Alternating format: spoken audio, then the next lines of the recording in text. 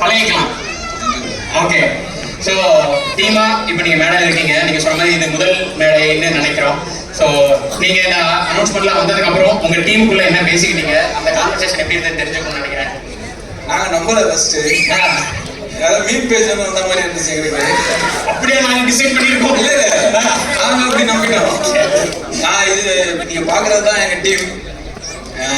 எங்களுக்குள்ளேயே இந்த சக்திராஜனும் வடிவேல் அவர்களும் கிரிக்கெட்டுக்கு ஆள் எடுப்பாங்கல்ல, என் பேர் சங்கிலி இல்லை இப்படி கங்குலி அப்படின்ற மாதிரி எங்களுக்குள்ளேயே இவர் கேமராமேன் அந்த மாதிரி நாங்களே பிரித்து எங்களுக்கு தெரிஞ்சதை எவ்வளோ நாள் பண்ணிட்டு இருந்தோம்.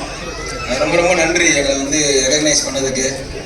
வேற என்ன சொல்றது, ரொம்ப சந்தோஷமா இருக்கு. ஆனந்த விகடன் மாதிரியான இந்த நிறுவனத்துக்கிட்ட இருந்து வாங்குற இந்த அவார்டு வந்து உண்மையிலே ரொம்ப மனசுக்கு நெருக்கமா இருக்கு.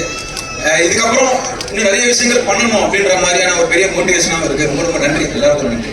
Thank you. Shantanu sir, thank you so much for joining us. Now,